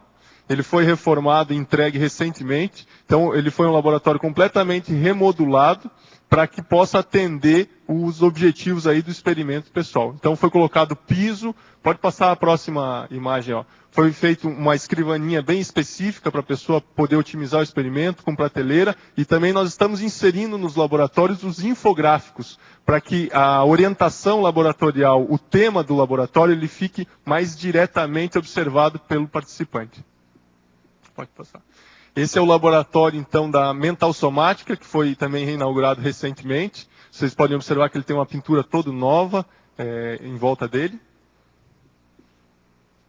Aí a imagem do laboratório de retrocognições, para quem ainda não conheceu. Então, o laboratório de retrocognições tem um diferencial que é o timeline, foi desenvolvido por alguns pesquisadores da conscienciologia, entre eles o João Ricardo Schneider. Então, foi colocado todo um sistema de som nesse laboratório, som ambiente profissional, para que a pessoa também possa, além de ter acesso às questões aí escritas de livros, poder ter acesso ao timeline e também à música, que são bem conhecidas aí dentro do laboratório. Ainda faltam 7 laboratórios, pessoal, os laboratórios são esses aí, precisamos reformar: sinalética, proex, pensenologia, cosmoética, despertologia, técnicas projetivas e o cosmograma. Aí a equipe dos laboratórios, né, uma parte da equipe dos laboratórios que tem lá ficado firme fazendo os atendimentos, que sem essa equipe, os laboratórios, nenhum experimento poderia ser realizado. E esse foi o dia que nós conseguimos aí comemorar os 50 mil experimentos laboratoriais. Quem tiver interesse em fazer aí alguma contribuição para essa reforma, pode contactar a recepção do CAEC e nós convidamos a todos para conhecer os laboratórios de dupla evolutiva e paragenética que vão estar com as portas abertas agora para quem tiver interessado em conhecer. Ok? Mais uma vez eu agradeço a equipe dos laboratórios aí e agradeço a todos que estão fazendo os experimentos e contribuindo também com a reforma. Muito obrigado.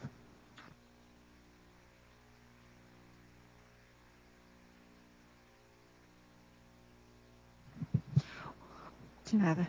Agradecemos a equipe e hoje temos 5 recados. Mário e Alan, redes sociais de interassistência, Pedro, curso Pensamento Oriental, Marguei e Eliana, curso Desperticidade, Lais CCP3, Celso, debate Infraestrutura de Campus Conscienciológico. Boa tarde a todos.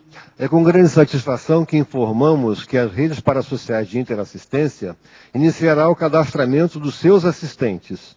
Os interessados deverão enviar e-mail para a coordenadora das equipes de assistente, a professora Meire Rodrigues, no endereço rpis.assistente@gmail.com. Inclusive está escrito no Jornal da Cognops esse endereço, né? E lembrando que atualmente encontra-se em fase de implantação as redes de acompanhamento, de orientação em enfermagem, de orientação jurídica, coordenada pelo CIAJUC, orientação financeira e orientação médica.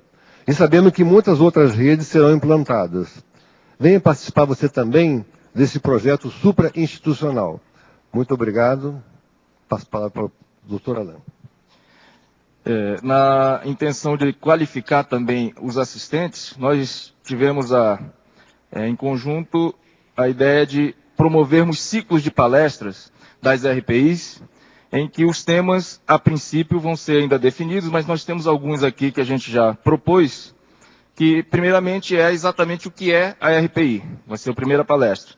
Depois nós vamos abordar alguns temas que estão, inclusive, muito em voga, como, por exemplo, a eutanásia, a distanásia, a ortotanásia, o testamento vital, cuidados paliativos e tantos outros, como o socorrismo, primeiros socorros e outros temas que vão ser propostos ao longo do tempo, inclusive convidando, ao longo do tempo, os professores de Conscienciologia para que esse espaço seja um espaço aberto de exposição das pesquisas, né, de debate em temas que tenham a ver com as redes parasociais de interassistência, né? Ou seja, com o tema de interassistenciologia. Então, estão todos convidados, essas palestras vão ser mensais, a priori, nós vamos estabelecer ainda uma data e vamos dar ampla divulgação aqui na CCCI, tá? As palestras vão se realizar lá na OIC, tá? E estão todos, então, convidados desde já. Muito obrigado.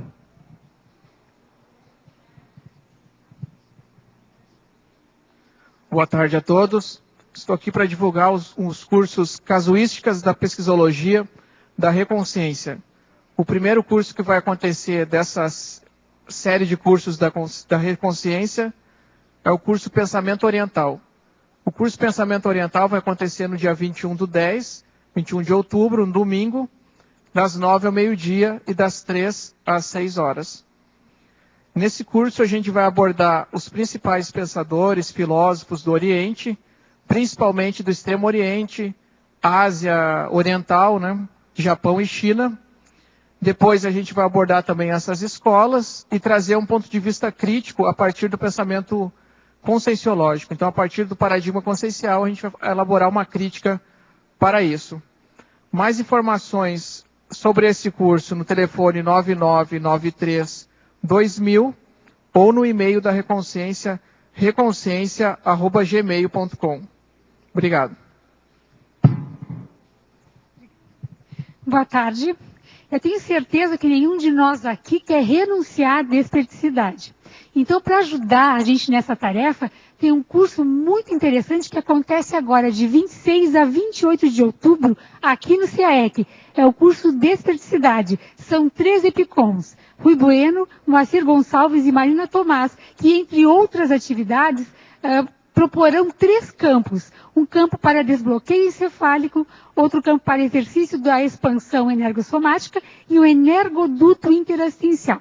Então, se agendem, procurem mais informações nos folders que estão espalhados por aí, e a inscrição é aqui na recepção do CAEC. Pessoal de fora, é só ligar para o CAEC e fazer a sua inscrição. Obrigada. Olá, pessoal.